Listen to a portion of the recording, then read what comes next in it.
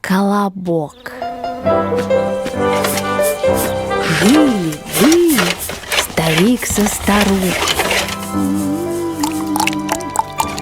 Как дед сказал, так старуха и сделала.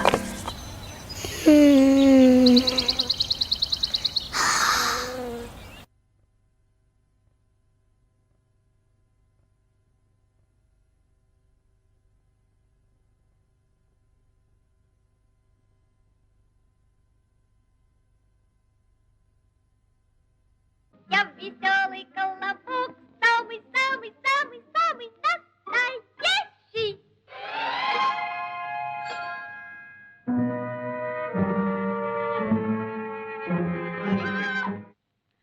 А ты-то что смотрел?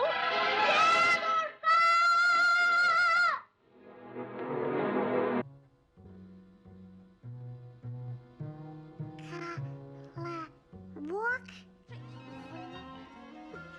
Лучше я сзади пойду. Больно от тебя дух вкусный идет.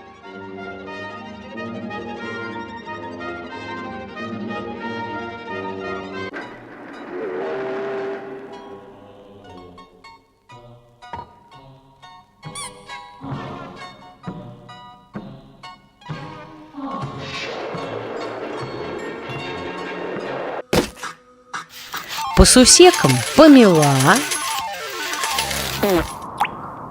А? Тут нет, там нет, и здесь нет. Только что тут было. Йоу-йоу-йоу. Эй. Ага. Миша. Жили-были старик со старухой.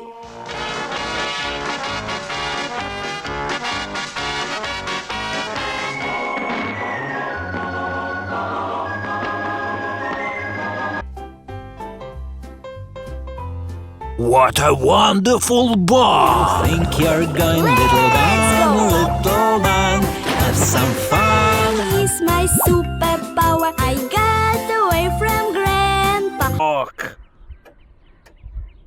Взяла старуха крылышко, по коробу По сусеку метен на сметане мешок. Я тебя съем. Где тебе косолапому съесть меня?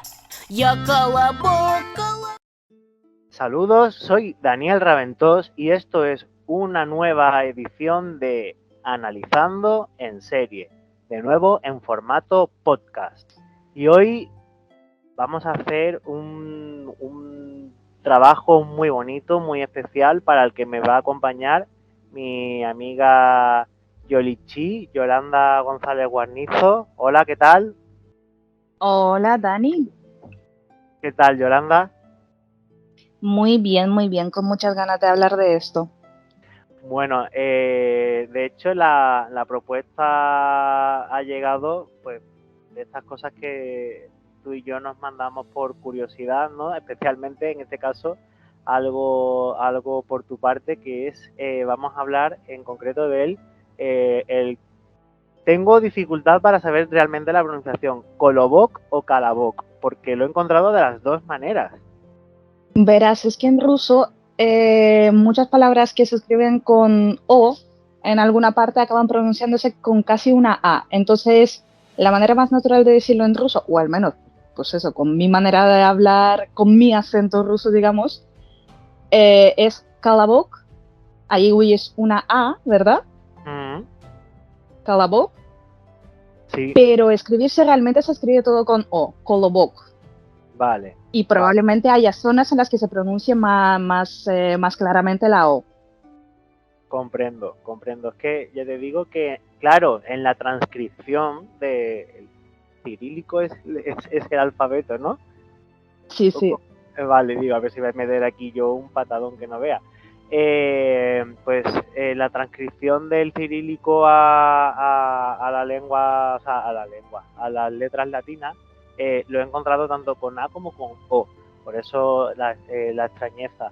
Bueno, tú me comentabas de que, bueno, de que habías visto una una portada de otra película donde algo te recordaba a esta figura del Colobok y de hecho, bueno, pues me presentaste a este personaje y tu madre me localizó una animación bastante curiosa con los personajes doblados al español latino y donde se relataba este cuento. Entonces, seguramente mucha gente que nos esté viendo, bueno, o escuchando en esta ocasión, ¿no?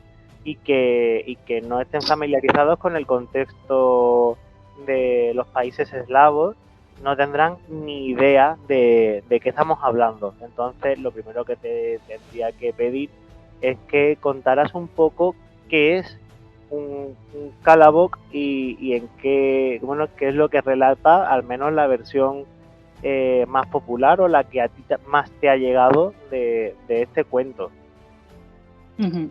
Creo que también es importante decir, sobre todo porque no es muy obvio por mi nombre ni por mi acento, que yo soy rusa. Yo nací de hecho en la Unión Soviética. He vivido hasta mi adolescencia, sí, supongo que hasta los 11 años he vivido en Rusia, entonces me he criado con esos cuentos, sigo sabiendo hablar ruso, sigo leyendo en ruso, entonces parte de la investigación que hemos estado haciendo para poder hablar con más propiedad sobre este tema, tú la has hecho en español y yo la he hecho en ruso. Entonces, sí, recuerdo que en algún momento, hablando contigo por Instagram, te había mandado algo que surge en lo que te mencionaba Colobok y me dijiste que no te suena. Entonces ya allí te lo definí, creo que es un cuento que se puede contar muy, muy rápido. Es de los primeros cuentos que se les cuentan a los niños, o sea, está, bueno, tanto como pensado a lo mejor no, pero es un cuento muy apropiado para criaturas muy pequeñitas, para preescolar, por su estructura repetitiva, porque tiene muy poquitos personajes, porque tiene apenas muy poquito texto. Y el cuento consiste en que aquí viene la versión recopilada por Afanasiev, ¿vale? Y luego ya veremos que ha habido otras interpretaciones, otras variaciones que se han hecho de ella. Entonces, la versión recopilada por Afanasiev, que es, digamos, el recopilador de cuentos del que más se suele tirar, de cuentos eslavos, cuenta que vivían un viejo y una vieja, tal cual, o sea, sin cariño, viejo y vieja, y que el viejo le pide a la vieja que le haga un Colobok. Ya lo menciona directamente así. No sé si realmente Colobok es un nombre previo al cuento, si antes la gente que oía ya sabía lo que era un Colobok, si es simplemente un pan redondo, o si lo consideramos un pan redondo porque hemos crecido todos con este cuento. Entonces la vieja le replica que no hay harina en casa para hacer un Colobok, y el viejo le sugiere que intente pues barrer un poquito por aquí, un poquito por allá, y seguro que conseguirá un poquito de harina, lo suficiente como para hacer uno.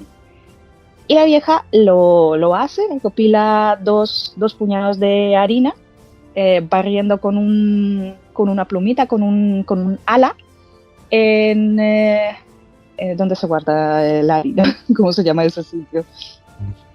Sí, vamos, que no lo hace barriendo del suelo, sino de... Ahí está, o sea, sí, me refiero en plan, digamos que es como un recipiente en el que se guarda harina, sí. Pues por los bordecillos se queda un poco asentada, sí, y barriendo por allí, ahí está. Consigue recopilar 2 puñaditos de harina, mezclándolo con nata agria, consigue hacer un pan redondo que lo cocina en mantequilla y cuando está listo lo pone a enfriarse en la ventana. El pan, digamos, se despierta, el pan cobra vida y rodando atraviesa la casa hasta salirse por la puerta y se mete en el bosque. Se encuentra con un conejo que le amenaza con comérselo y el pan le pide que no se lo coma, que le contará una canción en la que le va contando que huyó del abuelo, huyó de la abuela y que del conejo también huirá. Y huye. Se encuentra con un lobo que le amenaza con comérselo, le promete lo mismo, le promete también una canción y pues suma a la lista de las personas de las que huye al conejo y le advierte al lobo que también huirá de él, cosa que hace. Luego se encuentra con un oso, ocurre exactamente lo mismo, solo que pues la lista se va engrosando. Y luego se encuentra con una zorra, que es el conejo, lobo, oso, la zorra en femenino, son la raposa, por si suena demasiado duro, son animales tradicionales que se encuentran en cuentos eslavos y cada uno personifica pues arquetipos diferentes. El conejo es cobarde, el lobo pues no es demasiado listo pero es muy fuerte. El oso tiene cierta pereza, pues porque se pasa el invierno durmiendo, y la raposa es un personaje astuto. Y la raposa no la amenaza con comérselo. Al revés, ella le habla de, pues eso, le halaga, le habla de lo bonito que es él, que le cante su canción. Y él se la canta, ella le dice que le oye poco porque se está volviendo muy vieja, que si se puede sentar sobre su hocico. Entonces él se sube sobre su hocico ya envalentonado porque había oído de todo el mundo y además no prevé ningún peligro porque no le están amenazando esta vez con comérselo. Y se monta sobre su hocico y le canta. Entonces la raposa le dice que sí, que es maravillosa la canción, pero la sigue oyendo mal y le dice que se suba a su lengua. Y el pan, el calaboc, se sube a su lengua y le va a cantar la canción. Y allí es donde se lo come. Entonces, esta es la versión recopilada por Afanasiev. Digamos, la versión a partir de la cual partirían todas las otras modernas del siglo XX de las que vamos a hablar y de la que parten, digamos, cómo se le cuenta a los niños del espacio postsoviético y países cercanos hoy día, y en mi infancia. Qué fuerte, ¿no? Porque además es una historia,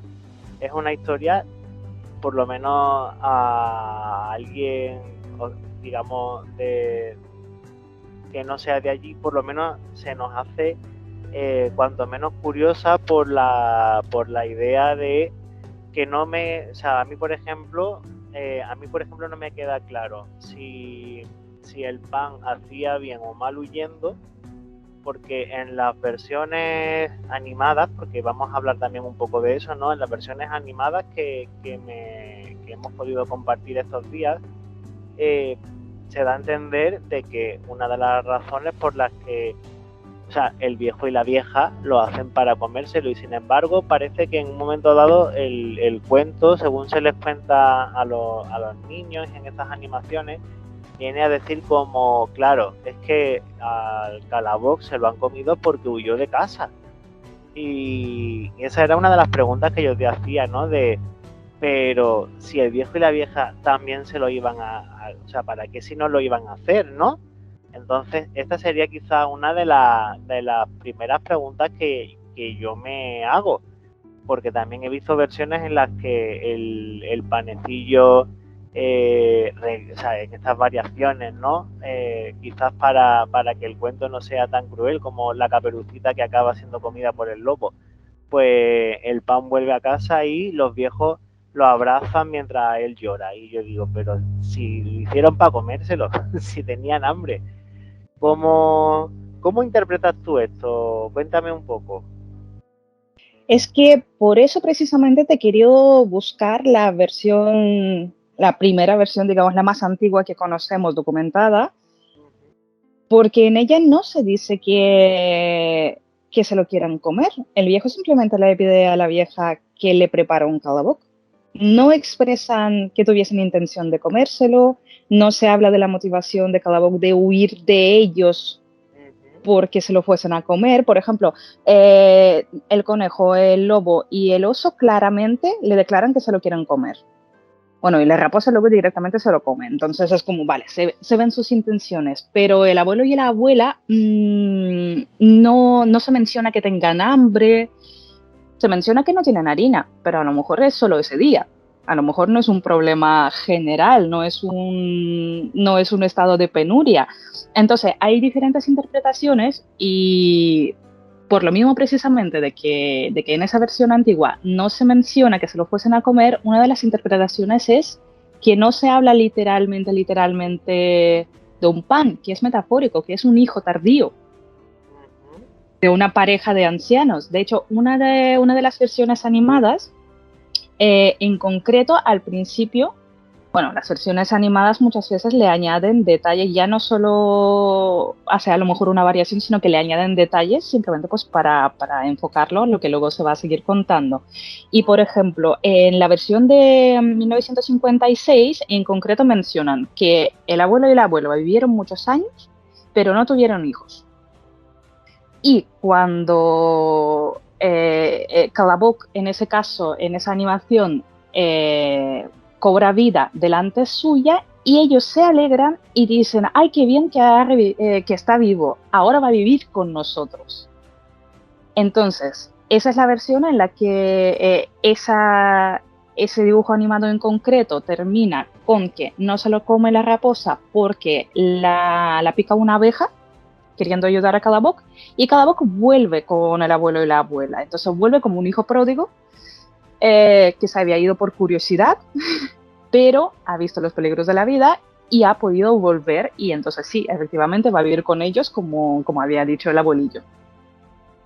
Me llama la atención porque quizá esta versión inevitablemente nos puede recordar a Pinocho. No sé si lo habías planteado o si has encontrado algo al respecto, ¿no? Si está esta teoría, ¿no? De que quizá en algunas interpretaciones el Colobok es interpretado como ese hijo que tiene una pareja de ancianos, de algo que cobra vida también, a lo mejor. Podemos llevar, o sea, esto nos puede llevar a pensar en Pinocho, pues como ese anciano que no ha podido tener el hijo, que fabrica algo con sus propias manos, y ese algo, pues por H o por B, cobra vida y al final es adoptado, criado como un hijo propio, pero efectivamente en ese proceso escapa, no por maldad, sino por ingenuidad, ¿no? Por curiosidad de descubrir el mundo, es una serie de consecuencias que lo ponen en peligro, pero al final regresa, ¿no? Al menos algunas veces, la mayoría de las versiones que conocemos, Pinocho vuelve con su padre, consigue ser un niño de verdad, ¿no? No sé cómo lo ves, Yoli. De hecho, Pinocho, Sniegurachka, y seguramente hay otros cuentos en los que el motivo es que unos ancianos se fabrican un hijo de alguna manera. De hecho, estoy pensando que casi seguro que hay algo en mitología clásica en lo que se fabrique un hijo. Estoy pensando, de hecho, no hay un escultor, bueno, no se fabrica una hija, se fabrica una mujer. Pero el Pigmalión. El Pigmalión. Ahí está. Sí. Exacto. Entonces, creo que es un motivo en general, pues eso, común.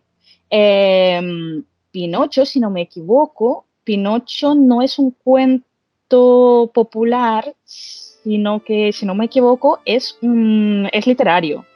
Es de Carlo Collodi. Entonces, sí, que bebiese de allí, a lo mejor, pues totalmente.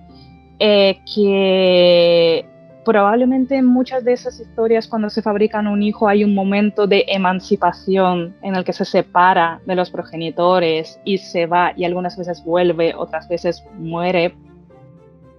Por ejemplo, pues eso, hay versiones en las que muere Colobok, hay versiones en las que vuelve. Pues sí, probablemente sea simplemente eso, el motivo de un hijo que necesita conocer también el mundo. De hecho, he visto una interpretación interesante que compara los diferentes animales, bueno, que define a Colobok como de género masculino en concreto, y que los diferentes animales por los que pasaría sin que se lo comiesen serían como fases de crecimiento de un varón. Que primero es temeroso como un conejo, luego es agresivo como un lobo, luego pues no me acuerdo con qué comparaban exactamente el oso, pero como un oso. vago como un oso quizás, ahí está repachincando en el sofá, y que luego se encuentra con la mujer que le seduce y eso es lo que le hace perderse, digamos. Muy curioso, muy interesante. De hecho, yo aquí mi mente enlazando historias y enlazando arquetipos y enlazando cosas, algo que tú me comentaste y que lo vamos a comentar aquí ahora mismo, era la posible interpretación, ¿no? Un poco desde un punto de vista antropológico y tal, de interpretar a Calaboz como una especie de versión del dios Sol, ¿no? Que además en algún momento dado es como consumido. O sea, la idea también de consumir al dios es algo propio de muchísimas religiones y de hecho, cristianismo, la hostia, ¿no? La comunión es un pan que redondo que se consume y y se supone que es la carne de Cristo, que por ejemplo en el contexto católico es Dios, no hijo, no un mensajero, no. Dentro del catolicismo el dogma dice que es Dios. Entonces consumir la hostia es consumir al Dios, ¿no?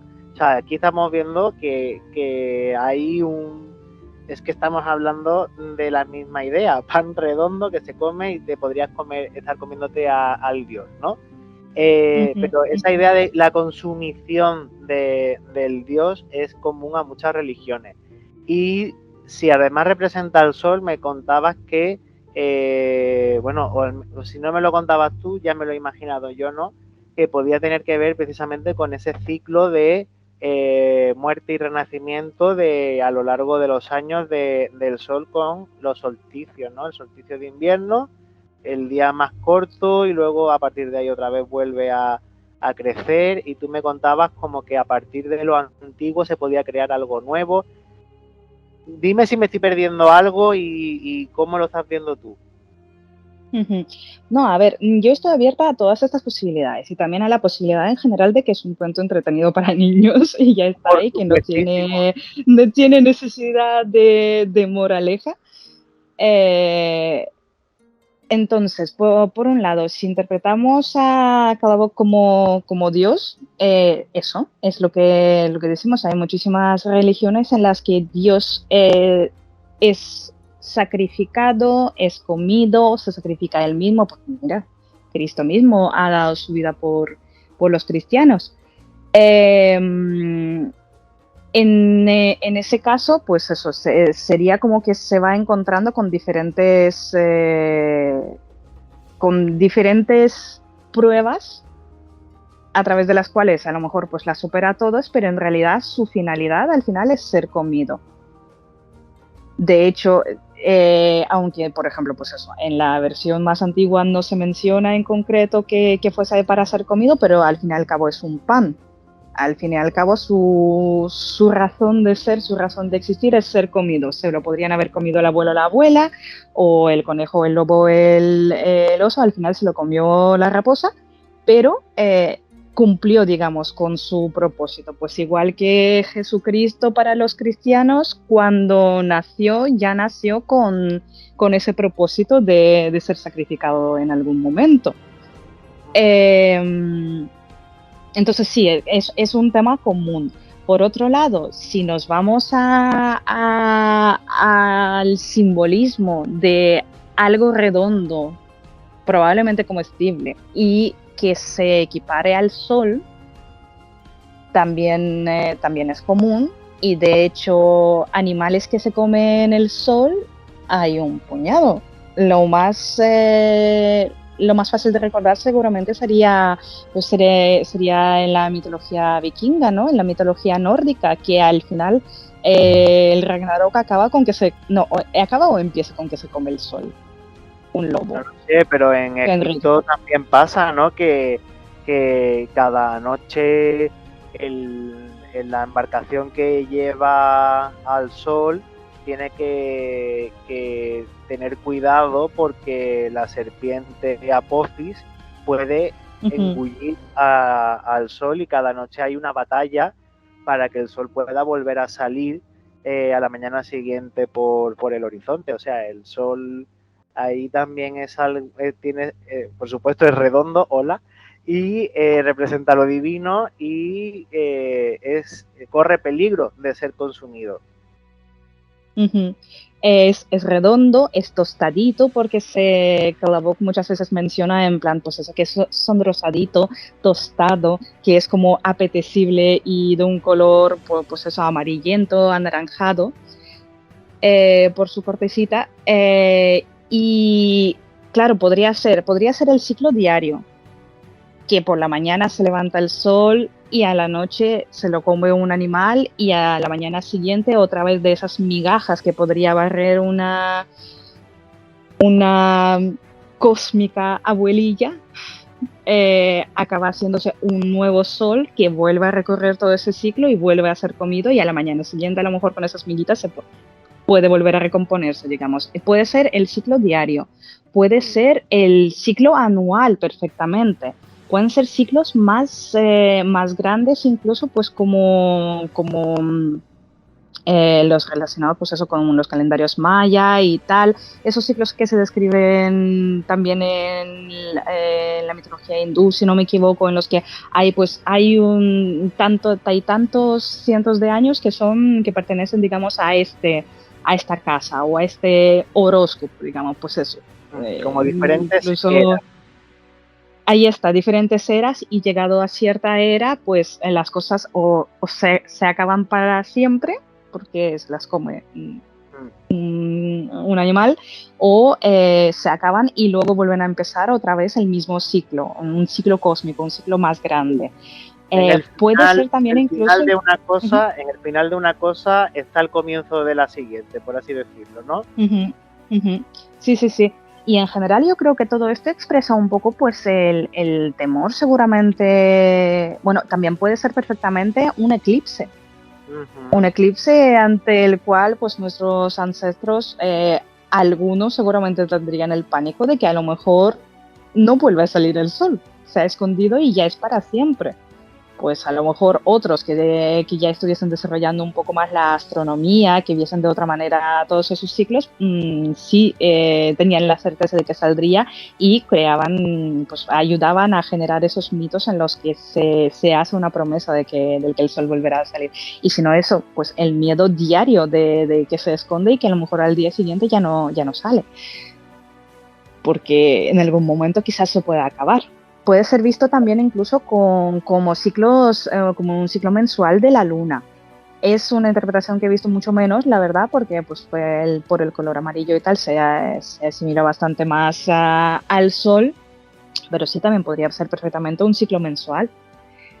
Y incluso he oído una interpretación, no comulgo mucho con ella, la verdad, pero de un ruso, humorista e investigador, por lo que tengo entendido, pero tengo ciertas dudas sobre sus métodos, Mikhail Zadorny, que él interpretaba como que Calaboc no es el sol, sino que Calaboc es la Tierra, que también gira. ¿Vale? Es una interpretación ya desde nuestro punto de vista, desde cómo entendemos hoy día el universo. Y que el abuelo y la abuela serían pues como una pareja primordial, como una dualidad dentro de Dios que crea esa tierra, y que esa tierra huye de esa deidad, de ese ser creador, de ese demiurgo, huye, pasa por diferentes, también mencionaba pues como calendarios, y acaba condenada por la raposa, a la que él interpretaba como un arquetipo de los comerciantes, de los embaucadores y tal. Entonces él lo interpretaba como una advertencia de que si la humanidad, la Tierra, va a dejarse comer por... Está condenada, no hablaba de capitalismo, pero sí hablaba, literalmente mencionaba a la raposa como una comerciante, digamos. Entiendo. Que huye de lo espiritual y acaba comida por lo material. De todo esto que acabas de relatar, yo he sacado como dos nuevas pistas, ¿no? Una de ellas era la idea de porque no es la primera vez que hablo contigo sobre una figura de vieja, no, el viejo también, pero un viejo y una vieja que pueden estar representando fuerzas cósmicas, ¿no? Del universo. Hay otros cuentos como aquella señora que sacude una manta, ¿no? Y producía era lo de la caída de la nieve, me parece. Sí. Y era como una especie de, en realidad, o sea, se interpretaba también pues, como una especie de diosa antigua.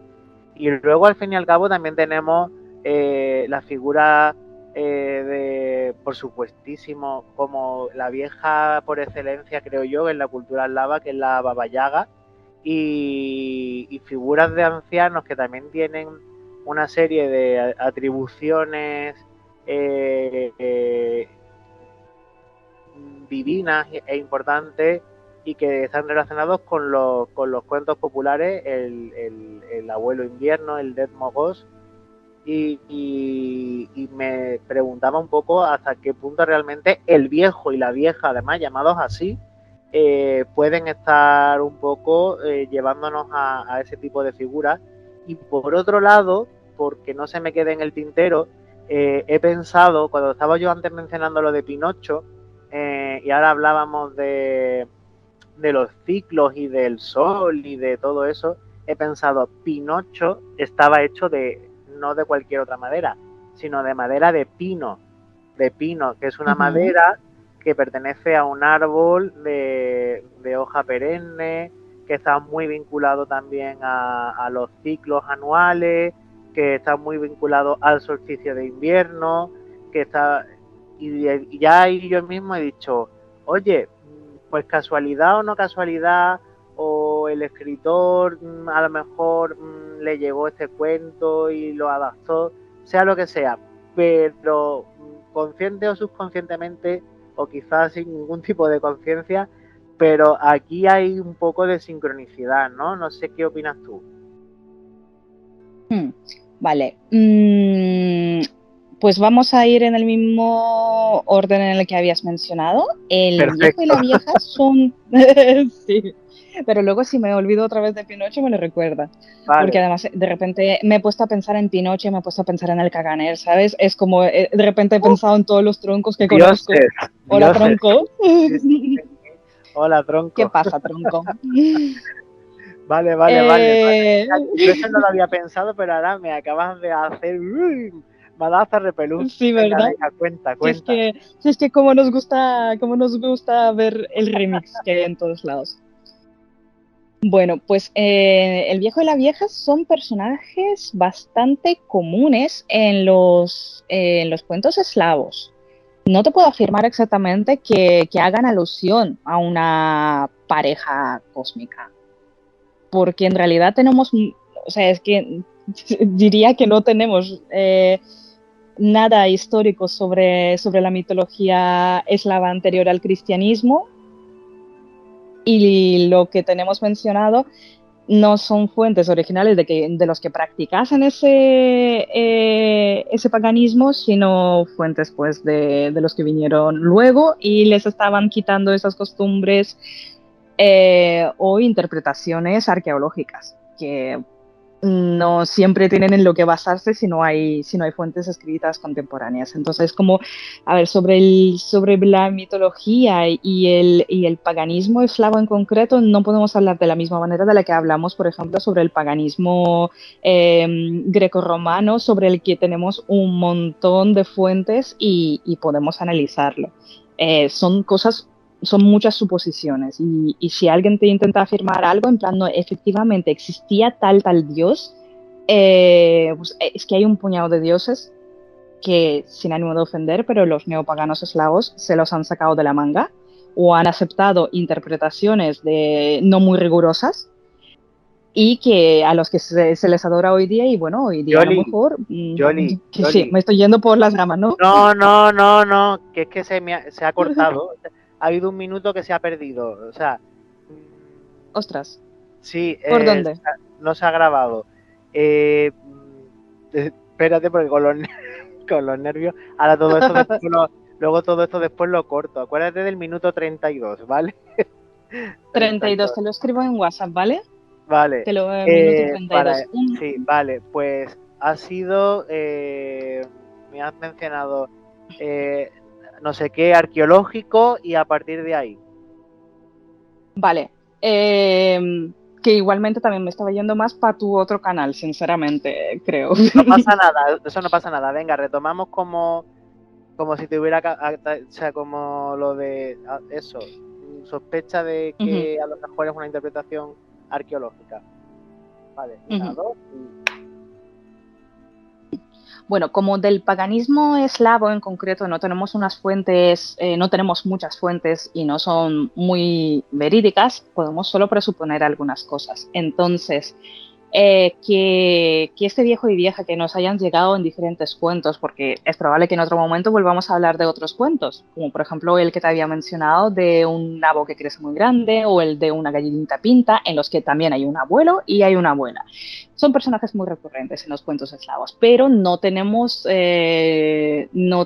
certeza de que hagan alusión a una pareja cósmica o simplemente a una realidad social de una pareja de ancianos que no tienen hijos, o que sí que los tienen, o que incluso algunas veces diría que se mencionan más a menudo los nietos que los hijos propios, cuando se mencionan al viejo y a la vieja. De hecho, una de las animaciones a las que les hemos estado echando un vistazo, una interpretación muy, muy, muy, muy libre, del 56, si no me equivoco. No, del 56, no, del 69, Vale, la interpretación, el dibujo animado de 1969, que está dirigido y escrito, se menciona en los títulos por Natalia Chervinskaya, es una interpretación muy libre de Colobok, donde no hay ni siquiera un abuelo, solamente una abuela, y que la abuela cocina a Colobok como regalo para su nieta y se lo manda a ver a su nieta, y Colobok ahí es un poquito Caperucita Roja que está intentando llegar hasta un familiar y que por el camino se encuentra con animales. Entonces, por un lado sí, podríamos interpretarlos como esa dualidad de una deidad mayor, y podríamos no interpretarlos así. Es un poco libre. Sí que es verdad que hay muchas deidades, bueno, deidades no, hay muchos personajes mitológicos eslavos que son ancianos, pero eso podría ser que siempre fuesen ancianos, que siempre se mencionasen como ancianos a lo largo de toda la historia, de todo el tiempo que se contasen los mitos, o puede ser que a lo mejor en algún momento fuesen seres mitológicos más jóvenes, y para cuando llegó el cristianismo y empezamos a hablar pues eso de cómo asimiló esos mitos, de que se hablase de ellos ya como de dioses viejos y por eso fuesen ancianos, creo yo. Eso es una interpretación mía. Vale, sí, como que alguien no sé si ha respondido tú. Porque los viejos dioses y al final simplemente quedara como los viejos. Y los viejos. Ahí está, porque el viejo y la vieja estaban ahí, hicieron el sol y el sol se fue y se lo comió un zorro. Sí. Ahí está, podría ser. Has mencionado a Caperucita. Es que mira, aquí a Caperucita también va de alguien que lleva comida y que es tomada por comida. Y que al final es comida y se encuentra con el lobo, y también está el personaje de la abuela, de la vieja, aunque sea hacia quien va y no de quien viene, aunque tampoco sabemos, o sea, yo no sé, no digo que no se sepa, si originalmente había otros elementos diferentes, ¿no? Sé que hay muchas incorporaciones que son muy modernas, hay cuentos de Caperucita, porque, bueno, pues ahora Caperucita no se suele decir que se la comen, sino que está salvada por la figura de o el cazador o el leñador, o a veces la figura es las dos cosas a la vez, pero todos esos son elementos nuevos, incorporados. Originalmente esos elementos no estaban. Y supongo que esta historia sí que tiene cierta moraleja, que quizá como estábamos viendo que algunas de las versiones que hemos visto animadas, y que por cierto, para quien nos esté escuchando, todas las referencias de las que estamos hablando están abajo en la descripción, y algunas, si no la mayoría, las tenéis también referenciadas brevemente al principio del podcast, con sus fechas, sus nombres, todo, para que no quepa duda. Solamente hago este pequeño inciso porque a lo mejor hay alguien que dice, y ahora que me tengo que poner a buscar una del 69 y una... Tranquilos, que está todo aquí puesto por todas, o sea, en un lado y en otro lo vais a encontrar. Pero eso, mencionaba que en algunas de estas versiones animadas que hemos visto sí se intenta transmitir esa sensación de moraleja de no te escapes porque mira lo que te puede pasar, o haz caso a los mayores porque mira lo que te puede pasar, que te puede comer la zorra o el lobo o el animal que sea. Y puede ser que en estos casos haya habido contaminación, como las hay constantemente, pero puedes percibir tú que a lo mejor precisamente esa contaminación extraña que parece a veces un poco como que no se comprende muy bien esa incorporación en este caso, pueda venir precisamente de cuentos como el de Pinocho o el de Caperucita. Pues, a ver, por eso precisamente mencionamos también todo el rato las animaciones por el año, porque curiosamente todos se llaman, pues eso, no hay más nombre que Calaboc para la mayoría de ellas, entonces es más fácil ubicarlas por año. Si esa incorporación, a ver, realmente, pues eso, la versión más antigua que tenemos recopilada, que es la de Afanasief, se lo come la zorra. Se lo come la zorra. El tema es que no nos... esos cuentos no son como, no sé, como las fábulas en las que siempre luego hay una moraleja concreta, sí, y te dice qué es lo que quería decir el autor con esto. Es simplemente el cuento y ya está. Entonces diría el que relato, las dos... punto y pelota. Ahí está, pues se la ha comido. Entonces diría que del más antiguo lo único que podemos sacar en claro, así como idea, es pues eso, que no huyas, o que al menos no te confíes demasiado, porque Calaboca al principio, bueno, tampoco es que confiase necesariamente, es que los tres animales, los tres primeros animales que se encuentran directamente declaran que se lo quieren comer. Entonces ahí no había absolutamente ningún momento de duda, pero sí que es verdad que va como envalentonándose, va empoderándose un poco, y cada vez es más negligente. Sí, pues sí, cada vez es más negligente, cada vez está más seguro de sí mismo, entonces no sospecha para nada de que alguien se lo pudiese comer. O sea, me imagino que, aunque no lo ponga allí, no sabemos sobre el mundo interior de Calaboc, de la versión de Afanasief, pero va con toda la confianza y seguramente no pensaba que se lo pudiesen comer, ni estando en la lengua de la raposa ya. Entonces, esas serían las dos interpretaciones más superficiales, más simples, más de las que seguro que no hay ninguna duda. Y si eso viene de cuentos anteriores, pues tendríamos que echar un vistazo a lo mejor si quién recopiló cuentos antes, Afanasief o Charles Perrault, o qué, digamos. Claro, sí, es que estaba pensando solamente en Caperucita Roja, creo. Entonces, no sé tampoco mucho en concreto, o sea, leo a Afanasief, pero no sé sobre sus, digamos, sobre si él ya estaba influido por otros recopiladores, si se fijaba en eso, cómo de poco contaminado estaba intentando estar. Sí, ¿sabes? yo sobre todo la contaminación me refería a las animaciones del siglo XX, en las cuales, o incluso del siglo XXI. O sea, por supuesto que entiendo lo que me estás contando, pero yo me refería sobre todo a eso, a que quienes han hecho ya lo hayan hecho quizás bajo ese prisma más occidental de la fábula con su moraleja, inspirados quizá por figuras como la Caperucita o Pinocho, que al final son salvados o vuelven con sus progenitores, ¿no? A ver, me da la impresión un poco de que en las animaciones se tiende, en las que hemos visto, excepto en las que son más para adultos o las que son un poco crítica social, política, Guau, la del que 88. ese Por es un ejemplo, tema. sí, luego hablaremos de esas también. Y la del 90. La del 90 es que directamente es un caso aparte porque está claro que esa animación no es para niños. Pero diría que las que están hechas para niños y que son pues las más antiguas, digamos, que vemos, las soviéticas en concreto, diría que tienden a intentar tener un final feliz, más que un final moralizante, ¿sabes? Entonces, pues por ejemplo, la del 69, diría que es que literalmente está inspirada también en Caperucita, Y por la porque, influencia de la niña porque y todo eso. claro, porque Calaboc no está vagando sin propósito por el bosque, no está simplemente buscando la libertad, sino que es un regalo para alguien y está yendo hacia ese alguien. Y todo acaba bien.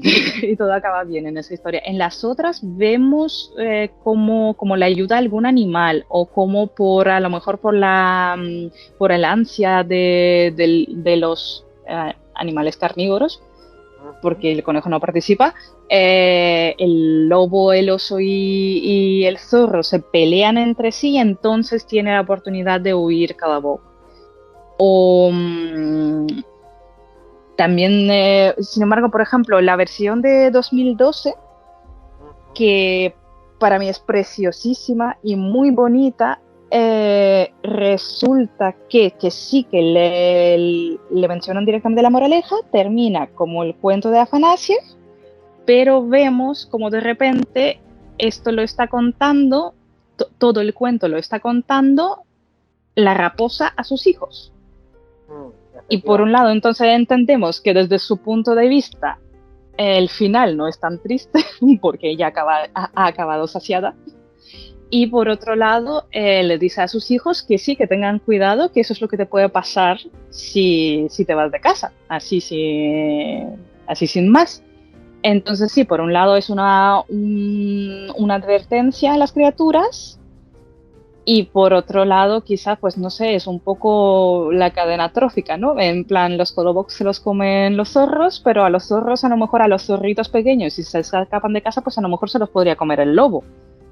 Sí, o sea, como si nosotros decimos y comieron perdices, pero si la historia la contaran las perdices, ¿no? Sí, por Dios, sí. Pues sería increíble. una historia muy trágica, pero nosotros, y comieron perdices, pues, y comí Calaboc, bien, pero cuidado, ¿no? Un poco. Que tú podrías ser el Calaboc. Sí, Claro, sí. exactamente. Para otro tú eres el Calaboc. Es muy curioso y qué interesante, o sea, yo estoy flipando con esta conversación porque de verdad que me encanta todas estas reflexiones que nos salen. Me decías, recuérdame si tal, Pinocho. Sí, vale, ¿y qué es lo que habías dicho de Pinocho, aparte del hablando tipo de madera del que estaba fabricado? Y su relación con el solsticio de invierno, con el ciclo, con el tema de que fuera una madera de un árbol perenne, que está asociado también pues eso a la idea de eterna, ¿no? Del ciclo solar. Vale, y que vale. desde luego en el contexto occidental cristiano se ha asociado, por supuesto, a la Navidad y a Jesús, claro, por lo de la Trinidad o sea, porque las coníferas pueden tener esa forma triangular y por lo de que es eterno, ¿no? También la resurrección. Resurrección. Vale, pues mira, si bien no te puedo decir que a lo mejor vas hoy día a una panadería en Rusia o en Ucrania o no sé, en Kazajistán y te encuentras en plan a la venta la barra de pan, el no sé qué y un Calaboc. O sea, diría que Calaboc quizás no es un tipo de pan muy, muy, muy común, pero esa forma redonda y amarilla también está presente en otro tipo no de pan, pero sí de producto de masa, digamos. Es que en español no tenéis una palabra clara para eso, para lo que se dice en inglés, por ejemplo, como dough, en plan masa de harina con algo y tal. En ruso sí hay una palabra, pues ese tipo de producto de consumo sí existe. Los blini, que son como crepes, que son redondos, que son vistos también un poco como un símbolo solar y que se consumen, entre otras cosas, como tradicionalmente en la semana de Maslenitsa, que es como un festival, digamos, de despedida del invierno y bienvenida a la primavera, un momento en el que el sol renace, cobra vida y cobra más fuerza y vuelve a dominar, digamos. Se comen muchos blinis. Y por lo que hemos visto tú y yo, es común también el motivo en cuentos de diferentes partes del mundo de un crepe que se escapa o de un pancake que se escapa. Sí. Entonces, pancake, crepe, que sería parecido al blini, o incluso de un, pues eso, te estoy dando pie. Sí, yo me he encontrado hasta rosquillas, ¿vale? He visto que el cuento está presente en República Checa, en zonas de influencia alemana, etcétera, etcétera, y puede aparecer como una especie de crepe, pancake o tortita, que puede aparecer como una rosquilla, que puede aparecer como cualquier tipo de pan redondo, también. Y también habíamos hablado, porque fue mi novio Ángel el que ayer, al contarle yo el cuento del Calabozo, me dice: pues esa es la versión, o se parece mucho a la versión que yo conozco del Hombre de Jengibre. Yo la verdad es que no estaba muy puesto en el cuento del Hombre de Jengibre, pero hay una serie de puntos en común que son muy, vamos, que no pueden ser pura coincidencia, o yo no creo que sean pura coincidencia. Yo sospecho que ahí hay una influencia que viene de alguna parte, aunque no he encontrado de dónde, pero tiene que haber una... Porque ¿qué encontramos? Pues también una pareja de ancianos que realizan esta figura con masa que lleva o sea, de pan de jengibre, que ya hasta el nombre dice pan. La figura cobra vida, la figura se escapa de casa y la figura acaba poniéndose sobre el hocico también de una zorra y acaba siendo comido por la zorra. O sea, si esta historia no es la misma, y además es una historia que está también muy asociada a la Navidad, al solsticio de invierno. O sea, estamos hablando, da la sensación de que estamos hablando todo el tiempo de lo mismo y de lo mismo y de lo mismo. Y ya puesto por decir, estábamos hablando de dulces, y estábamos hablando de lo de Pinocho, y yo me estaba acordando también del tema del tronco de Yule, de este tronco tradicional del solsticio de invierno que se quema a partir de un leño de ese año para traer, digamos, la llama al nuevo sol, en las tradiciones neopaganas o incluso todavía en tradiciones que se mantienen vivas en muchos países donde ha habido una fuerte influencia de costumbres germánicas y nórdicas, y que también se ha transformado en un dulce, porque el tronco de Navidad o tronco de Yule también se ha convertido en un pastel que tiene forma de tronco y que está hecho, o sea, es bollería, es un dulce y está hecho de bizcocho y está hecho para comerse. Que esto también nos lleva al tema del tronco que tú mencionabas antes, del cagatiu de Cataluña, que es un tronco de madera que se supone que está vivo, ¿no? Que tiene su cara y que en el solsticio de invierno es golpeado. Bueno, porque esto es muy... las tradiciones relacionadas con eso es un día, me encantará investigar más. Las tradiciones en Cataluña relacionadas con la mierda y el acto de cagar y cosas de esas, perdón. Sí, por que de hecho yo... Pero no, claro, no te preocupes, yo he confundido de hecho al tronco con la figurita del Belén, ¿verdad? Antes. Sí, no pasa nada, pero se le canta una canción al cagatiu y que está cubierto con una manta. Además al cagatiu hay que alimentarlo, y cuando se le canta la canción mientras se le pega con un palo y se le destapa la manta, el pobre Cagatius pues ha cagado, perdón, pero de ahí viene el nombre, digamos que ha excretado pues regalos que normalmente son dulces, caramelos, pastelitos, cositas de esas, chocolate, ¿no? Y yo no puedo evitar coger y ver que todo esto que estamos hablando está metido en un mismo saco y que las otras cosas que hemos mencionado que no están explícitamente metidas en el tema del solsticio de invierno, por lo menos hay hilos que lo conectan. Si estos hilos son simplemente sincronicidad, casualidad o no, o si es algo que realmente tiene una conexión a través de los años y de quizás hasta de los siglos, porque venga de una vaga idea de ciertas tradiciones anteriores. Yo ya eso ahora mismo aquí no lo puedo afirmar, pero no sé, yo a lo mejor estoy desvariando y nuestros oyentes están diciendo No. que se le ha ido la olla, pero dime tú. Mira, yo creo que por un lado puede ser perfectamente que todos estos patrones estén ahí, ¿vale? Que estén ahí, simplemente los estamos viendo y a la hora, pues como nos suele pasar, que nos ponemos a hablar y empezamos a tirar de un hilo, luego vemos otra similitud, nos vamos contando cosas que sabemos cada uno y empezamos a ver otros patrones. Puede ser perfectamente que esos patrones estén ahí. O puede ser también que estamos desarrollando una especie de pareidolia de encontrar patrones donde no los hay. Podría pasar. Pero por otro lado, simplemente estaríamos cayendo en algo, pues ya está, natural para el ser humano. O sea, es común buscar caras donde buscar a Jesucristo en una tostada, pues también es común a lo mejor buscar en qué se parecen unas historias a otras. Incluso, no sé, cuando tú le vas contando una historia de tu vida a alguien, no tiende esa persona muchas veces a decir, ostras, pues a mí me ha pasado también algo parecido. Fíjate tú que me pasó esto y lo otro. A lo mejor es una manera simplemente natural. Y por otro lado, a ver, todos estos recopiladores de cuentos, por ejemplo,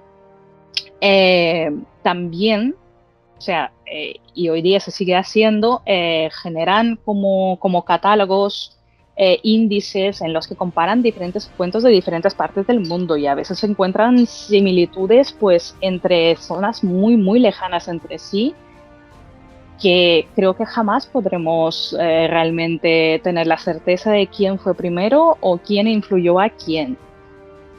Por lo pronto, tanto en el caso de que a lo mejor hayan surgido simplemente historias paralelas y parecidas en diferentes partes del mundo, o que se hayan visto que unas las asimilen de otros porque les resuena, porque les suena algo coherente y cambian simplemente el tipo de pan por el pan que tienen en esa zona, me parece que aunque no lo pudiésemos saber nunca, es algo bastante natural en el ser humano. O sea, por un lado, somos todos la misma especie, entonces, aunque viviésemos en diferentes partes del mundo, algunas preocupaciones eran comunes. No sé, en el Paleolítico y en culturas, digamos, que siguen viviendo parecido al Paleolítico en el ser humano en todos lados. Pues la preocupación de por qué vas a comer. Si no se va a acabar de repente el mundo.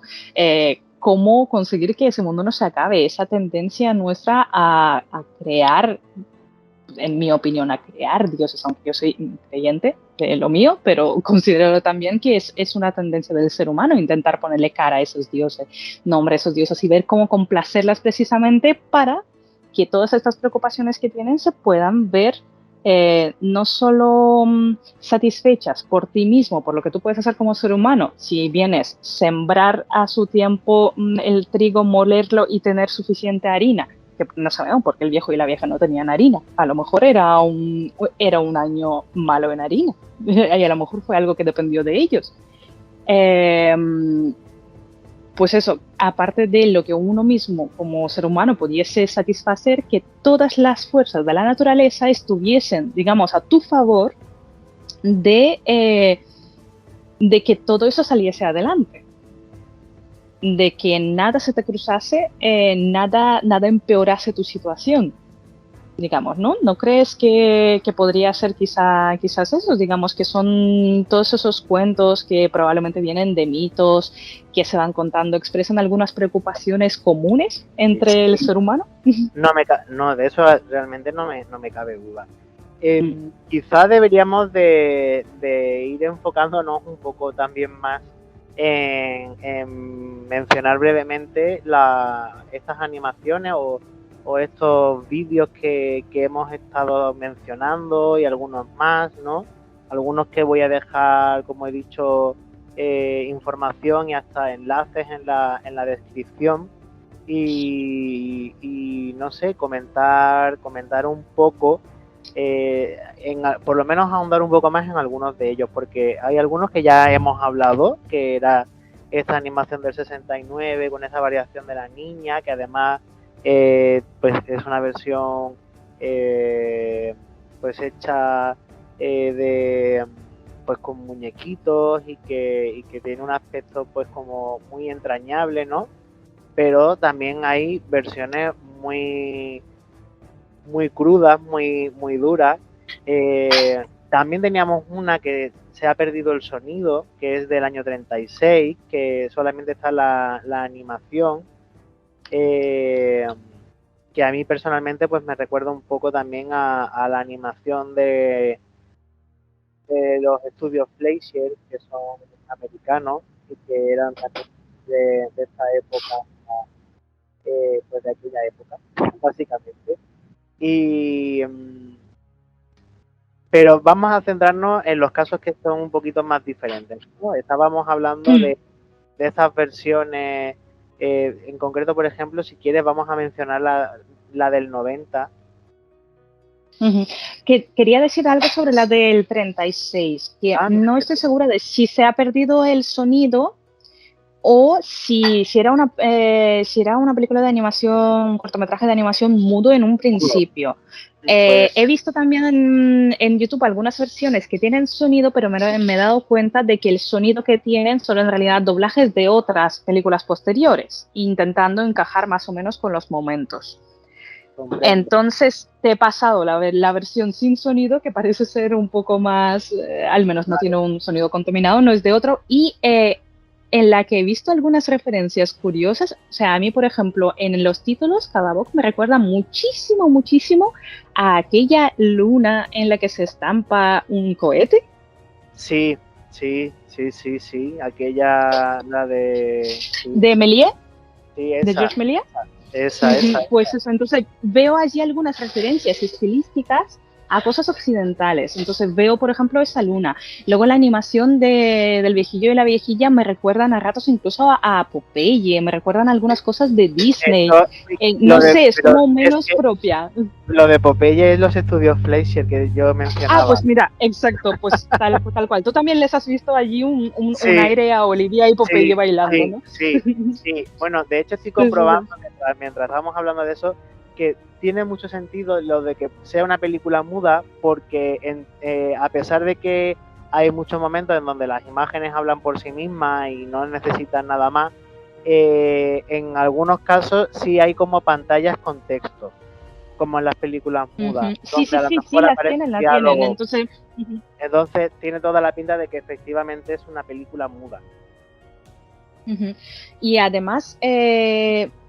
no sé, realmente al ser un cuento tan conocido, que es que yo creo que no hay nadie que hable ruso que tú le digas cada boca y no sepa de quién le estás hablando, de ninguna generación, probablemente no necesitaba tanto texto porque era muy obvio todo lo que estaba ocurriendo y hasta se sabía más o menos por dónde iba a tirar. Sí, y luego ya las posteriores me gustan mucho el hecho de que estén hechos en su mayoría en stop motion, porque la verdad es que guardo recuerdos muy entrañables de la animación soviética en stop motion. Y vamos, creo que merece muchísimo la pena incluir esos fragmentos porque es muy curioso cómo se abordan diferentes formas. Y luego también se ven un poco algunas cosas que luego serán referencia. Por ejemplo, en esta versión del 69, Cadabok está envuelto en un pañuelo. Cadabok es un regalo en ese momento para la niña, entonces está envuelto en un pañuelo como si, bueno, para que no se manche por el camino porque luego se lo van a comer, presuntamente, y pues porque es como un regalillo. Y luego, la versión que ya me estabas hablando, no, tú me parece que ya te habías ido a las más modernas, pero quería mencionar Pero que bueno, en la de en la de 2012, 2012, sí, efectivamente. ahí está, yo la de también lo vi 2012, asociado. Ujú. ahí está, vuelve a tener otra vez está envuelto en un atillo, digamos, está protegido por un atillo. Y me Sí, gusta sí, mucho me había ver dado cuenta. cómo tiene esa referencia. Y las siguientes que hemos mencionado, que ya se salen un poco de lo común, son, por ejemplo, la versión del 88, en la que, por lo que estoy entendiendo, se hace un repaso a la historia de la Unión Soviética, en la que Kalabok directamente no se presenta como un pan, sino que se presenta como un niño con cabecilla muy redonda, como el hijo tardío de sus abuelillos, y que entonces, por lo que he visto, se le interpreta y con bastante certeza, porque luego hay como unas alusiones muy claras a como como un ciudadano medio de la Unión Soviética que sufre todos los diferentes momentos históricos, que el conejo sería Lenin, y el comienzo de la construcción del comunismo y la revolución, que Stalin sería el lobo. Hay un momento en concreto, de hecho, que yo te he pasado incluso imágenes porque dije, vale, aquí eso de que esté vestido así Kalabok no es casual. Se le ve como en un tren vestido con ropas grises y me ha recordado muchísimo a como una imagen de los detenidos políticos, de los presos de los gulags y demás. Y a la vez también, por lo que he estado viendo luego en fotos, pues parece un uniforme militar. Entonces podría ser ambas cosas. Podría ser, digamos, que a ese hijo tardío de una pareja de abuelillos se lo acaban llevando a la guerra y luego vuelve de ella para la época de la perestroika. Se hace de oro, pero digamos acaba también en la ruina, o podría ser incluso que fuese un detenido político en algún momento dado. Digamos que el sistema, de una manera o de otra, a ese Kalabok se lo intenta comer, básicamente. Sí. Esa versión de Kalabok del 88, que no creo que sea, al menos no es para niños pequeños, desde luego. Que diría que es una cosa común un poco. En los 80 ha habido muchos dibujos animados que la gente los recuerda con cierta ansiedad, porque es como que tendían a ser un poco psicodélicos, con una animación menos preciosista allí, y trataran a lo mejor temas un poco más profundos. Y quizás era un momento en el que los animadores ya no solo estaban pensando en entretener a los niños, sino en expresar ideas propias. Entiendo. Esta es la del 88 y luego tenemos una versión del 90 que es directamente pues... Esta, la del 88 ya es cruda. Esta es ya, bueno, esta ya se lleva la palma. Entonces, esta del 90 que te había pasado es que probablemente que no fuese incluso un poco indie, que fuese de algún estudio independiente. No he encontrado todavía cuál, pero si lo encontramos lo pondremos. Y diría pues que esa en general es un poco como aquel dibujo animado de We Three Friends, que es como un dibujo en el que salen animalicos muy monos, pero siempre todo acaba en masacre. No sé si te suena, pues que es algo que a lo mejor por el nombre o por la temática en un principio pudiese parecer infantil, pero no, que desde el principio se pretende que sea una cosa un poco turbia. Sí. Y que no pretende ser para niños. Pues sí, Y de hecho, sí, que ibas a decir. O sea, sí, ya de por sí las figuras como aparecen representadas y todo es macabro, o sea, no está para nada recomendado para niños pequeños. Pero bueno, a quien le pueda parecer, o sea, yo creo que tiene evidentemente un discurso detrás bastante importante, quizá como algo reivindicativo o algo así. Yo lo interpreto así por lo menos, y creo que puede haber gente que nos esté escuchando que le puede interesar mucho ver esta versión, que no busca ser ni fiel al cuento, ni preciosista, ni nada de eso, sino todo lo contrario, intenta provocarte sensación esta de incomodidad y rechazo. De hecho, ahí Calaboc al revés es el que se va comiendo al resto de la gente. No quiero hacer Spoiler. pero bueno, Córtalo. algo hay. La verdad es que hemos hecho muchos spoilers en general de todos estos, pero bueno, con suerte se os olvidarán para cuando vayáis a verlos. No sé si se nos está quedando alguna cosa en el tintero o si prácticamente hemos dicho todo lo que se nos había podido pasar por la mente. Yoli, no sé si hay algo más que quieras añadir por tu parte. Pues a ver, realmente creo que con Calaboc y probablemente con otros muchos cuentos así, cortitos, infantiles, ocurre tanto a nivel, digamos, social, en la industria de la animación o en las adaptaciones que se hagan y demás, como en las propias casas, perdona, que se busca cambiar el final o se le busca dar algún tipo de sentido porque la versión, pues eso, vuelvo a la versión más vieja recopilada, a la de Afanasiev, es como que se queda incompleta. Uno espera o una moraleja o que las cosas acaben mejor. A los niños pequeños les suele asustar, por ejemplo, que si ya te has encariñado con Calaboc durante este trayecto, no quieres que se lo coma a alguien, no, esperas que no sea algo definitivo, esperas pues que le pase a lo mejor, o al menos niños de nuestras generaciones, esperas que todo acabe bien o que se pueda recuperar de la barrida, pues como en algunas versiones de Caperucita o del gabarcito, entonces eso que se lo come el buey pero está vivo y canta desde dentro en la barriga entonces y lo abren y lo salvan. Creo que entonces cuando esas cosas, tanto a medida que se siguen contando en casas, o sea, se continúa esa tradición oral de los cuentos.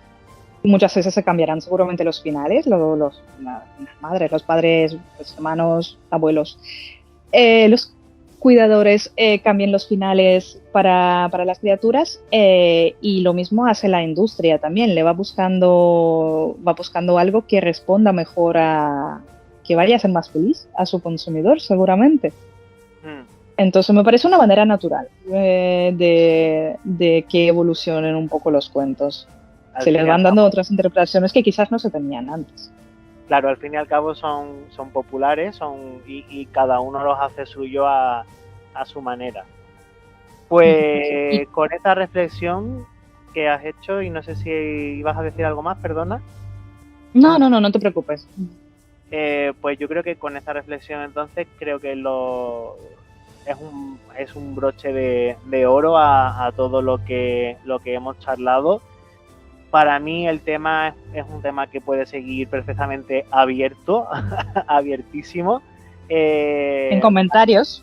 Exactamente. Me encantará que quien nos haya escuchado y haya también hecho sus propias reflexiones o haya encontrado sus propias conexiones, nos lo haga saber en comentarios. Sabéis que además podéis seguir al canal en redes sociales, principalmente por Instagram, pero bueno, pues también tenemos Facebook y Twitter y que nada, pues que esperamos, Yoli y yo, que lo hayáis disfrutado mucho. Yoli, te doy unas gracias gigantescas por haber estado dispuesta a participar en esta ocasión conmigo y espero de corazón que sean muchas más, porque creo que siempre se nos están ocurriendo ideas para poder tener estas conversaciones y te lo agradezco de todo corazón.